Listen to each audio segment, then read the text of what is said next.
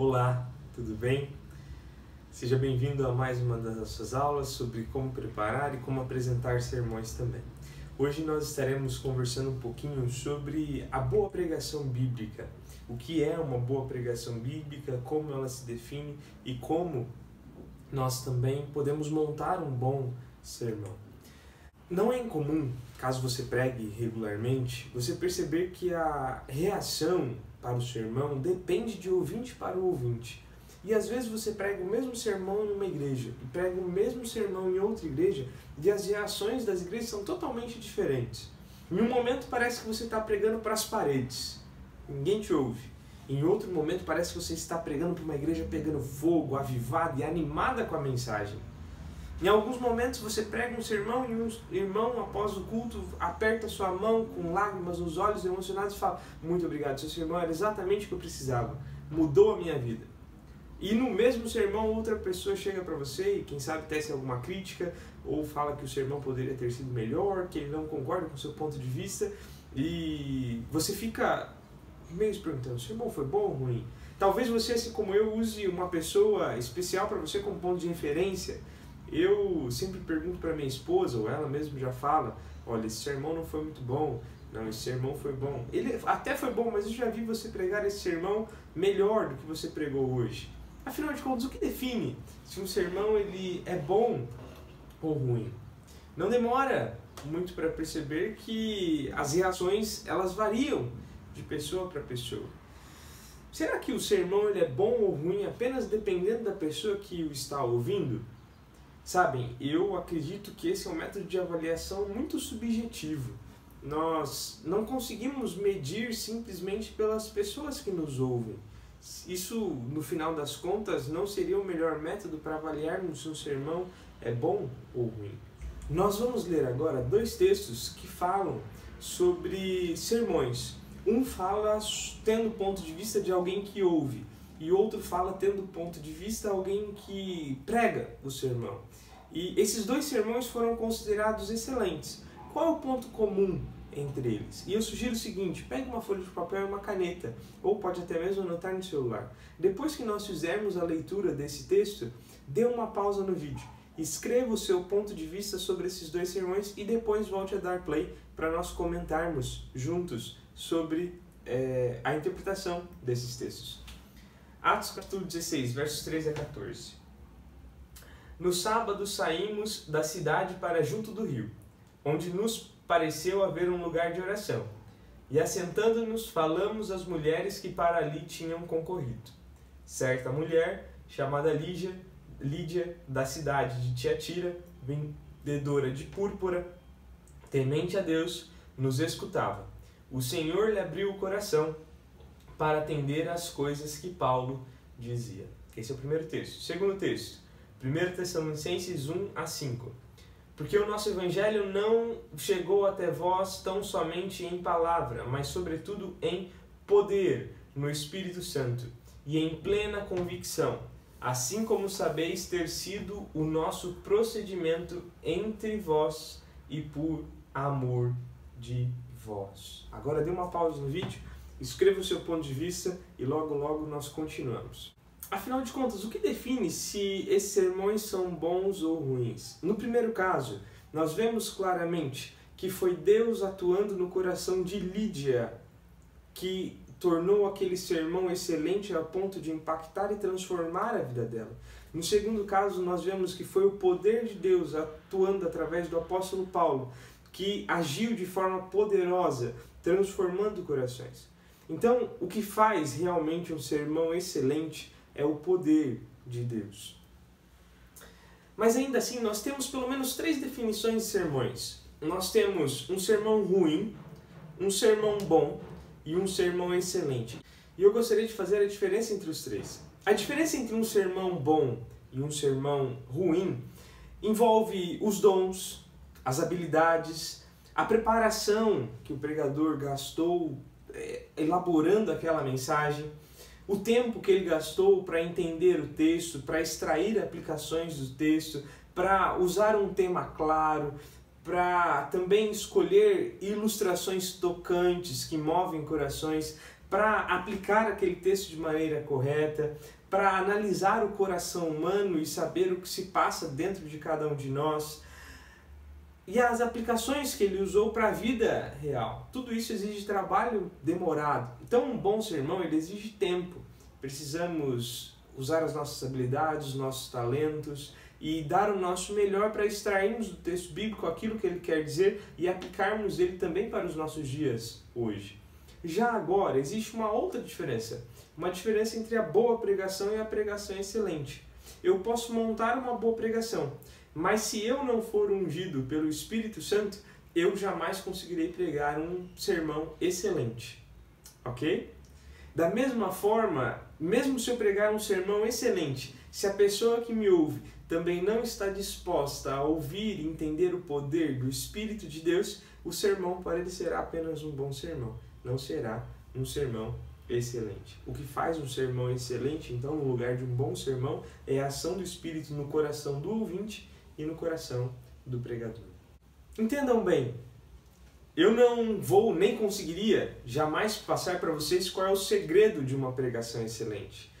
Não existe segredo, na verdade ninguém pode passar um segredo da seguinte maneira, como se fosse uma fórmula. Você segue esse e esse passo e a partir daí todos os seus sermões serão excelentes. Acorde todo dia, tal horário, leia tal texto, depois faça uma oração, depois faça isso e todo o seu sermão será excelente. Querendo ou não, nós precisamos entender que a unção, ela não vem de uma série de coisas que nós fazemos, uma fórmula mágica ou mística que nós seguimos e a partir daí nós somos ungidos por Deus. A unção está sim relacionada à oração, mas não é apenas isso. Eu posso gastar 10 horas do meu dia orando, mas ainda assim pode ser que eu não seja ungido por Deus para levar a sua mensagem. A unção envolve uma abertura completa ao poder do Espírito Santo, uma entrega total minha e daqueles que me ouvem também. Ser ungido por Deus é me entregar por completo, permitir que Ele abra minha vida, o meu coração e me transforme conforme a vontade dEle.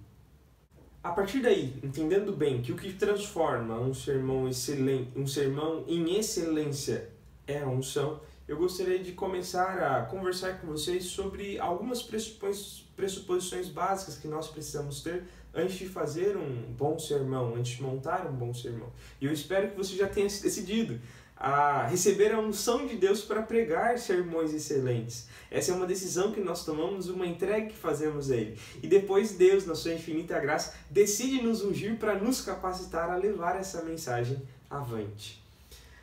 Quando você se aproximar da Bíblia para montar um sermão, você tem que ter pelo menos 7 certezas. Essas 7 certezas influenciarão diretamente no sermão que você vai montar. Elas farão a diferença se o sermão que você vai montar ele vai ser um sermão dúbio, um sermão duvidoso ou um sermão que confirma a verdade das Sagradas Escrituras.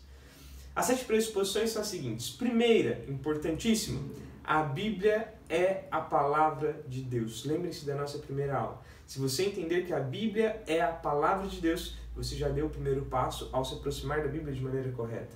Segundo, toda a Bíblia é a palavra de Deus. Gênesis, Apocalipse. Sem tirar nenhum desses versos. Toda Escritura faz parte da palavra de Deus. Terceiro, a Bíblia é autoatestatória. Ou seja, as Sagradas Escrituras, elas sim, têm várias argumentações arqueológicas, científicas, geográficas, históricas, que confirmam o que a Escritura diz. Só que nós precisamos entender que isso apenas confirma. Isso não é a base porque cremos nas Escrituras. Nós cremos nas Escrituras porque elas são a palavra de Deus. Esses outros que existem ao redor, a arqueologia, a geografia e tudo mais, vem apenas confirmar. Mas ela mesmo prova a sua veracidade. Quarto, quando nos aproximamos da palavra, devemos ter a ciência de que ali está o assim diz o Senhor, como também falamos na primeira aula. Quinto, o autor bíblico ele tinha uma intenção ao escrever aquele texto. Deus ele dá os seus princípios e as suas ideias para os autores bíblicos. Os autores então escrevem, traduzem em sua linguagem, o que Deus quer dizer para o seu povo. Ali nós temos o assim diz o Senhor, temos a palavra de Deus sendo demonstrada. Os princípios bíblicos estão ali. E o autor ele tinha uma intenção ao colocar aquela palavra naquele lugar, aquela frase daquela maneira, tinha propósitos específicos. Eu não posso fazer o que eu bem entendo com as Sagradas Escrituras. Eu tenho que respeitá-la. Eu tenho que honrá-la dentro do que Deus quis dizer através dos autores bíblicos. Sexto, o personagem das Sagradas Escrituras é Deus. Existem muitos personagens na Bíblia, desde Adão até o apóstolo João no livro de Apocalipse. E cada um deles tem a sua importância e a sua relevância, mas nós devemos entender que o protagonista das Sagradas Escrituras é o próprio Deus. O plano de salvação dele para o mundo, o grande conflito que existe em nosso planeta, essa batalha em prol de conquistar corações e continuar mudando a história do nosso mundo a tal ponto que ela chegue no seu ápice. Sétimo, nós não tornamos a Bíblia relevante, ok? Nós simplesmente mostramos a sua relevância. Então, entendeu? Eu não tenho que pegar a Bíblia e encher a Bíblia de artifícios para que ela de alguma forma pareça interessante para as pessoas nos dias de hoje. Eu apenas devo mostrar que a Bíblia é interessante. Percebam que as duas posturas, apesar de serem sutilmente diferentes, elas têm uma grande diferença. Ao invés de tentar tornar a Bíblia relevante, eu devo simplesmente mostrar a sua relevância. E assim, mostrando isso para as pessoas que nos ouvem. Agora, depois dessas 7 pressuposições, antes de chegarmos às Sagradas Escrituras, eu queria passar para vocês 6 princípios que nós devemos ter quando vamos montar um sermão. São 6 princípios que você deve ter em mente para que você agora dê o próximo passo ao montar um sermão centrado na pessoa de Jesus. Você precisa ter 2 convicções sobre o texto bíblico. Primeiro, o texto é um texto inspirado. O texto foi inspirado por Deus, todo ele, por completo, de Gênesis a Apocalipse. Segundo, esse texto inspirado é até certo ponto um texto fechado. O que isso significa? Eu não posso fazer o que eu bem entendo com o texto bíblico. Eu não posso rasgá-lo, eu não posso distorcê-lo, eu não posso mudá-lo ou dar as minhas interpretações para ele. Eu tenho que entender que quando ele foi escrito, ele tinha uma interpretação, um propósito, um objetivo específico. E a partir daí, entendendo que esse texto até certo ponto é fechado, eu o respeito dentro do que ele quis dizer.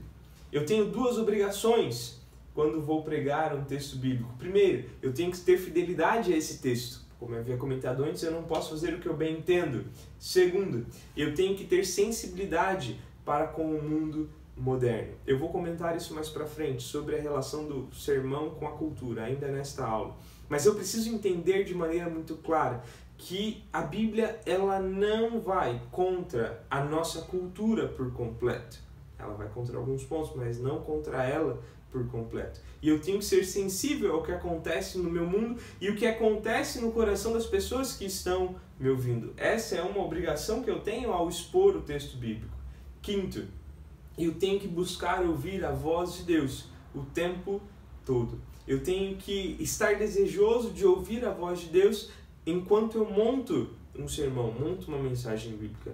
E a outra expectativa, a segunda expectativa, eu tenho que estar confiante, esperançoso de que o povo de Deus, ao ouvir a voz de Deus através da palavra de Deus, tomará uma decisão conforme a vontade de Deus. E a partir daí eu vou esperançoso de que o apelo do assim diz o Senhor será ouvido e também será seguido. E aí é uma responsabilidade ainda maior de me comprometer a não pregar as minhas próprias opiniões, e sim aquilo que Deus quer ensinar para o seu povo. Agora, como eu havia comentado, nós vamos começar a falar um pouco sobre o sermão e a cultura. Eu queria começar lendo um texto do apóstolo Paulo, que se encontra em 1 Coríntios. Nós vamos analisar 2 textos de 1 Coríntios. O primeiro que analisa a relação do sermão e a cultura, e o segundo que analisa a pregação sobre Jesus, pregando Cristo como centro. Então vamos lá, 1 Coríntios capítulo 1, versos 21 a 24. Visto como, na sabedoria de Deus, o mundo não o conheceu por sua própria sabedoria, aprove o Senhor Aprove a Deus salvar os que creem pela loucura da pregação. Por quê? Tanto os judeus pedem sinais. Então aqui nós vemos qual era o mais importante dentro da cultura judaica, os sinais. Como os gregos buscam sabedoria. Aqui nós vemos também o mais importante na cultura grega, a sabedoria. E Paulo diz, mas nós pregamos a Cristo crucificado. Escândalo para os judeus, loucura para os gentios. Mas para os que foram chamados, tanto judeus como gregos, pregamos a Cristo, poder de Deus e sabedoria de Deus. Preste atenção em algo. O apóstolo Paulo deixa claro que a pregação e a cultura é sim um desafio, não é algo fácil. Mas nós devemos estar sensíveis à cultura também. Ele começa dizendo que os judeus eles tinham os seus valores, as suas lealdades baseadas no poder, nos sinais. Tanto que nós vemos nos evangelhos várias vezes os judeus perguntando para Jesus: que sinais você faz para que creiamos em ti? Os sinais eram o máximo, o supremo que mostrava que aquela pessoa era acompanhada por Deus. Já os gregos, nós percebemos no decorrer do Novo Testamento que o mais importante para eles era a sabedoria, os seus filósofos, o que eles diziam, o que eles pensavam. O apóstolo Paulo, então, ele consegue discernir qual era o centro para cada um dos dois. E ele toma uma decisão, sabendo que esse centro de cada um, para um é o poder e para outro é a sabedoria, eu tomo e tenho que tomar a decisão firme de pregar a Jesus Cristo. Eu não posso sair disso. Mas ele vai e ele aponta que Jesus, na verdade, ele é o poder de Deus e que Jesus é a sabedoria de Deus. Ou seja, ele discerne, ele confirma aquilo que é a maior aspiração de cada uma das duas culturas e ele mostra que Jesus, na verdade, é muito maior do que qualquer uma das duas. E a partir daí ele faz o apelo. Vocês querem um milagre maior do que esse? Uma sabedoria maior do que essa, no caso dos gregos? Alguém que é capaz de se tornar justo e também justificador? Deus não tinha solução para o nosso mundo, mas Ele enviou o seu próprio Filho para que o seu Filho se torne substituto e também advogado de todos aqueles que creem. Nem os maiores filósofos seriam capazes de conceber uma ideia tão genial e brilhante como essa, que com certeza veio da mente do próprio Criador. Ele olha para os judeus e fala: vocês querem poder? Existe alguém mais poderoso a ponto de vencer a própria morte e destruir o mal que corrompe toda a humanidade, o pecado? Querem alguém mais poderoso do que esse? E ele mostra que em qualquer um desses dois contextos, Jesus é o centro de todas as coisas e daquilo que eles procuram. Entendam, nós não devemos ser como alguns fazem, alguns pregam, apáticos à cultura, indiferentes. Ou seja, a cultura simplesmente não importa. E aí nós não conseguimos falar ao coração das pessoas que nos ouvem. Nós também devemos tomar cuidado para não demonizarmos a cultura. E isso acontece muito. Tudo que é cultura é ruim. Tudo que tem a ver com o nosso mundo é negativo. Não funciona dessa maneira também. Ao mesmo tempo também que nós não devemos abraçar toda a cultura como ela é. Nós devemos entender que como cristãos nós temos o papel de redimir a cultura.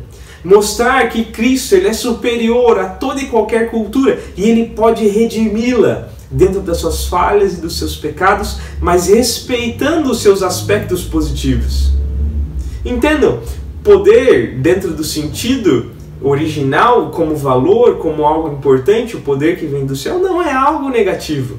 A questão é quando você busca poder acima de tudo. Então, Paulo chega e demonstra, na verdade, o maior de todos os poderes é o próprio Jesus, porque Ele é o poder de Deus. Sabedoria também não é algo negativo, é algo positivo. Nós devemos e buscamos sabedoria. Só que a sabedoria do mundo, ela é vã, ela é inútil. Mas a sabedoria de Deus, aquele que veio para morrer em nosso lugar, esse sim tem alta utilidade. Nós devemos respeitar a nossa cultura, mas ao mesmo tempo nós não devemos ser corrompidos por ela, não devemos demonizá-la. Nós devemos falar por meio da cultura, tendo Jesus Cristo como centro. Devemos redimir a nossa cultura. Ou seja, a partir daí nós devemos ter alguns cuidados. Cuidados para pregarmos o que a Bíblia ensina, não a nossa própria opinião. Alguns de nós também pregamos a nossa cultura cristã, aquilo que nós achamos que é correto, por mais que a Bíblia não fale nada sobre isso. Devemos respeitar o texto no seu contexto, para não criarmos um pretexto. No fim das contas, um bom sermão, a boa pregação, é pregar biblicamente. pregar biblicamente.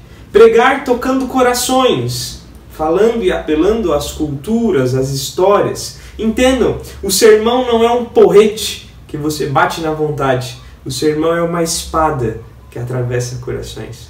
Percebem como as duas imagens são diferentes? Nós lemos o exemplo disso em Atos 2,37. As pessoas, quando ouvem o sermão de Pedro, dizem: ouvindo ele essas coisas, compungiu-lhes o coração e perguntaram a Pedro e aos demais apóstolos: que faremos, irmãos? Esse texto não demonstra pessoas que haviam acabado de apanhar com as verdades novas que haviam recebido. Demonstra pessoas que haviam tido o seu coração movido pela nova verdade que acabaram de descobrir. Sermões não são porretes, sermões são espadas. Sermão não é algo que nós fazemos para tornarmos a igreja relevante, mas é algo que nós fazemos para revelar os corações, os nossos ouvintes e de todos aqueles que nos cercam. Sermão envolve o compromisso com a verdade e o compromisso com as pessoas. A maior de todas as precisões bíblicas de pregar biblicamente é ter ciência que nós estamos pregando a Cristo. E aí entra o nosso próximo texto. 1 Coríntios capítulo 2, versos 1 a 5. Eu, irmãos, quando fui ter convosco, anunciando-vos o testemunho de Deus, não o fiz com ostentação de linguagem ou de sabedoria, porque decidi nada saber entre vós, senão a Jesus Cristo e a este crucificado. E foi em fraqueza, temor e grande tremor que eu estive entre vós. A minha palavra e a minha pregação não consistiram em linguagem persuasiva de sabedoria, mas em demonstração do Espírito e do poder, para que a vossa fé não se apoiasse em sabedoria humana, e sim no poder de Deus. Nós percebemos algo aqui. Paulo, ele pregava a Cristo. Quando ele ia, encontrava algum lugar onde ele fosse levar a mensagem, em todos os momentos ele pregava a Jesus. As palavras que ele anunciava tinha Jesus como centro. E sabe, esse é um ponto interessante. Quando nós analisamos que na época de Paulo, quando ele escreveu a primeira carta aos Coríntios, ele só tinha o Antigo Testamento. Onde no Antigo Testamento você encontra em algum momento o nome de Jesus? Em momento nenhum. Percebam que Paulo ele está nos ensinando a pregarmos Cristo também no Antigo Testamento. Entenda, eu não estou aqui falando para você causar distorções, como nós ouvimos igual em algumas histórias. Lembro-me de uma história de uma professora de escola bíblica que estava conversando com os seus alunos e contando ali a ilustração para as crianças, e ela começou a dizer: crianças, vejam se vocês descobrem que serzinho é esse. Ele tem pelo branquinho, ele tem 2 orelhinhas, tem 2 dentinhos, gosta muito de comer cenoura, tem o nariz vermelhinho. Algum de vocês sabe quem ele é? Um dos aluninhos levanta a mão e diz: olha, professora, pelo que você está falando, está com a cara de um coelhinho, mas eu sei que daqui a pouco ele vai virar Jesus. Perceberam? Algumas pessoas às vezes fazem tal malabarismo que Jesus aparece ali. Não é isso que Paulo está ensinando, que em tudo, de alguma maneira, você tem que fazer Jesus surgir do meio do texto. Não é você ser repetitivo na sua mensagem, mas ser único. Pregar Jesus é entender que isso não trata meramente de falar de Cristo, mas de mostrá-lo, de demonstrar a sua grandeza, revelá-lo como alguém que é digno de louvor e adoração. Essa é a grande missão do Espírito Santo no mundo. Ou seja, tendo isso em perspectiva, isso em foco, eu posso pegar qualquer texto do Antigo ou do Novo Testamento e exaltar a Deus, exaltar a Jesus de tal forma que eu mostre para aqueles que me ouvem que Ele é santo, que Ele é digno de ser adorado, que Ele é digno de adoração, que Ele é digno de ser honrado e que nós devemos ser fiéis a Ele com todo nosso coração. Charles Spurgeon era conhecido por ser o príncipe dos pregadores. Ele era famoso por dizer que todo sermão devia ter Cristo em destaque. E ele era chamado de príncipe dos pregadores porque ele era capaz de pegar um verso bíblico, ou às vezes até meio verso bíblico, algumas palavrinhas, e montar longos e profundos sermões que falavam ao coração, transformavam a cultura e também apontavam Jesus Cristo para as pessoas. Ele reclamava constantemente, ele tinha seus alunos, e ele reclamava que constantemente ele ouvia sermões eruditos, magníficos e sofisticados, bons sermões, bem preparados e bem estudados. Tudo girava em torno da moral, da ética, ideias inspiradoras, mas tudo girava em torno disso. Tudo tinha como centro isso. Não havia nenhuma palavra sobre Jesus, nenhuma ideia sobre Cristo. Ele parafraseava a frase de Maria Madalena: levaram embora meu Senhor e não sei onde o puseram. Eu não ouvi nada de Cristo. O que Spurgeon pede é mais difícil do que nós imaginamos. E infelizmente não é tão raro assim de acontecer. Alguns sermões às vezes são bem preparados, mas não nos trazem absolutamente nada sobre Jesus. Eu gostaria de passar para vocês 4 dicas de como pregar sempre Jesus Cristo. Como pregar Cristo em toda a Escritura, de Gênesis a Apocalipse. Primeiro, pregue biblicamente. Pregue o texto bíblico. Não diga o que você quer dizer, não diga o que você acha, o que você acredita ser importante. Pregue o que o texto diz. Sente-se diante do texto.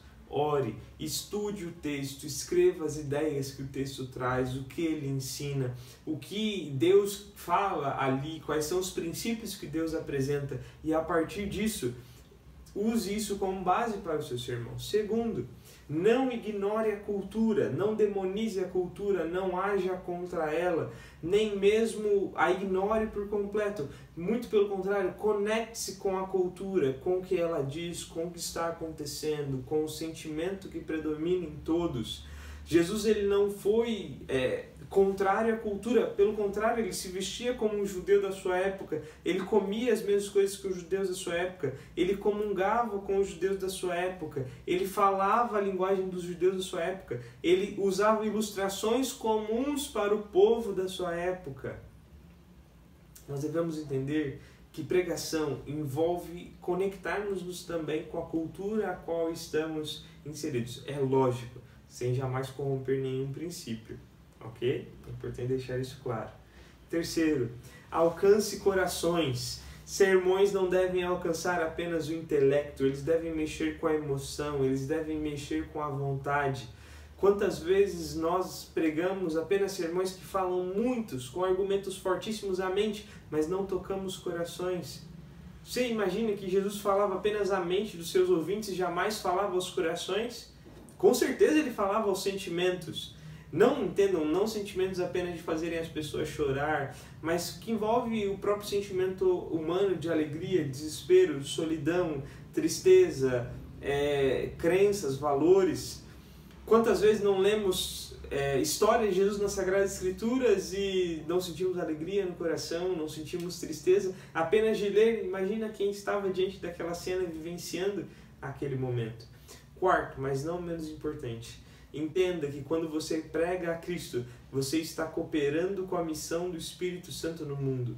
Lembrem-se o que o evangelista João diz quando ele fala sobre a missão do Espírito Santo no mundo. Jesus mesmo disse que o Espírito Santo viria apontar para Cristo Jesus. Quando nós pregamos a Cristo, nós estamos cooperando com essa missão. Nós podemos ter a ciência, a noção de que nós não estamos sozinhos. Quando pregamos a Cristo, precisamos entender que o Espírito Santo está fazendo o seu trabalho e a sua obra, e nós somos cooperadores. Então lembre-se, quando você se levanta para pregar, tendo a noção de que está pregando a Cristo, você não está sozinho. O Espírito de Deus está com você.